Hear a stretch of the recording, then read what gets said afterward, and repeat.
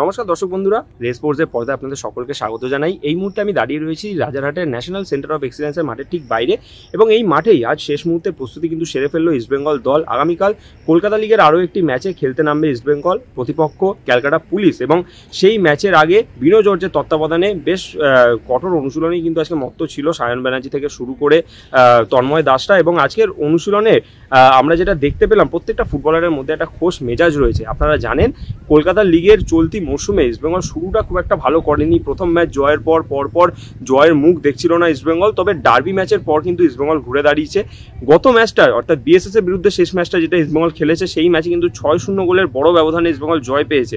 ফলে সেই জয়ের মোমেন্টামটাকেও কিন্তু ধরে রাখতে চাইবে গোটা ইস্টবেঙ্গল দল। সেই মতোই আমরা আজকে অনুশীলনের শুরুর দিকে দেখলাম। প্রথম 15 মিনিট আমাদের ভিডিও করার অনুমতি ছিল, সেই সময় আমরা যেটা দেখতে পেলাম, দলের প্রত্যেকটা ফুটবলারের মধ্যে একটা খোশ মেজাজ রয়েছে। কারণ এই মুহূর্তে দল একটা ছন্দে রয়েছে এবং দলের প্রত্যেকটা ফুটবলারকে কিন্তু মানসিকভাবে চাঙ্গা রাখাটা কোচ বিনো জর্জেরও কাজ। অনুশীলনের শুরুতে আমরা দেখতে পেলাম ফুটবলারদের কিন্তু ফিজিক্যাল ট্রেনিংয়ের উপর খুব বেশি জোর দিচ্ছেন কোচ বিনো।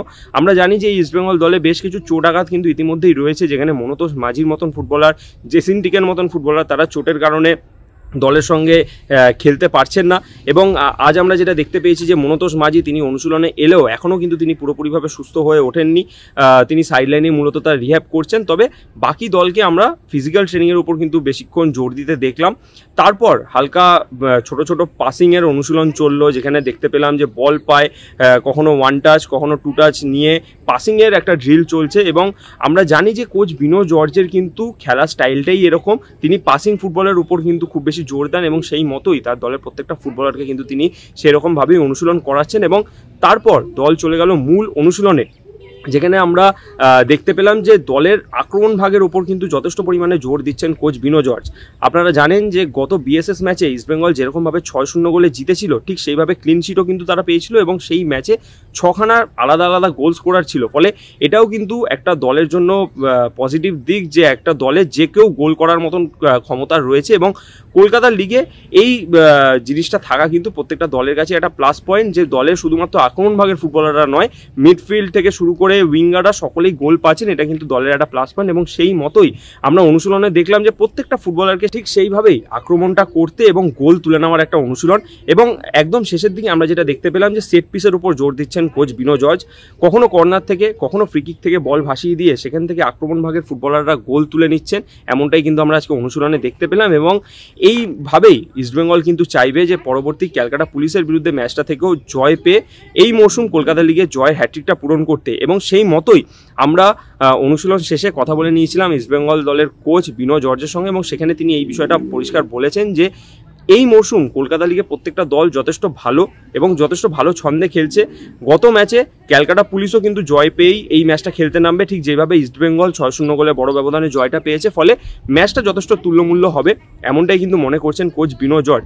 এছাড়াও আগামীকাল ইস্টবেঙ্গল খেলতে নামবে ব্যারাকপুরের বিভূতিভূষণ বন্দ্যোপাধ্যায় স্টেডিয়ামে। এবং গত ম্যাচটা যখন বিএসএস এর সাথে সেই মাঠে ইস্টবেঙ্গল খেলেছিল, সেই মাঠে আমরা দেখেছিলাম যে প্রবল বৃষ্টির কারণে বল কিন্তু সেই মাঠে খুব একটা রোল করছিল না, ফুটবলারদেরকে বল পায়ে রেখে খেলতেও একটু অসুবিধা হচ্ছিল। সেই বিষয়ে বিনো জর্জ বলতে গিয়ে একটা জিনিস বলেছেন যে আমার খেলার ধরন পাসিং ফুটবলের উপর জোর দেওয়াটা বেশি, এবং সেইটা যদি আমি একটা ভালো মাঠ পাই তাহলে সেই জিনিসটা আমি করতে পারি। তবে ব্যারাকপুরের মাঠে গত ম্যাচে বৃষ্টি হওয়ার কারণে কিন্তু বল সেভাবে রোল করছিল না, তাই আমি চাই যেন বৃষ্টিটা না হয় এবং মাঠ যেন ভালো থাকে এবং যাতে আমার দল স্বাভাবিকভাবে সেই ছন্দে খেলাটা খেলতে পারে। চলুন শুনে নেওয়া যাক অনুশীলন শেষে কোচ বিনো জর্জ কি বললেন তার মুখ থেকে।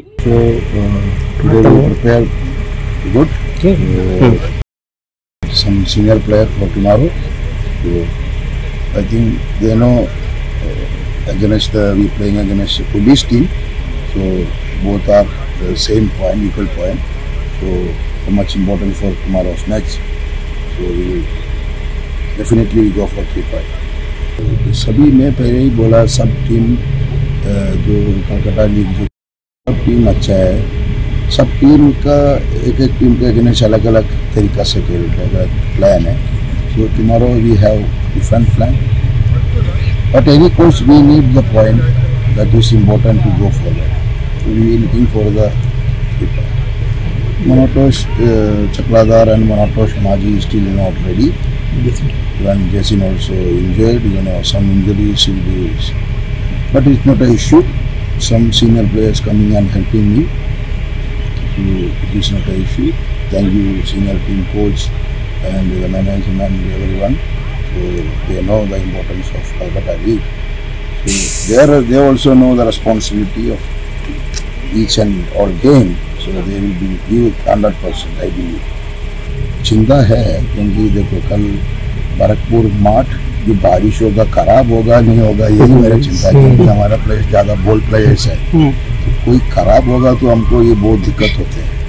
तो मैं ट्राई कर रहा हूँ थोड़ा बारिश ना हो, थोड़ा अच्छा ग्राउंड दो, तो अच्छा ग्राउंड होएगा तो 100% मैं बिलीव कर रहा हूँ they can play good football. But what ever बारिश हो ना हो, हमको तो पॉइंट चाहिए तो ऊपर जाने के लिए, ये भी हमारे सामने एक है। फिर भी मैं बोल रहा हूँ देखो ग्राउंड अच्छा होना चाहिए, मतलब आपको पता है ये बारिश सीजन है, कैसे होगा ना होगा, फिर भी देखो हमारा स्टाइल ऑफ प्ले अच्छा ग्राउंड होगा तो अच्छा खेल, बहुत अच्छा खेल सकते हैं, यही बोला।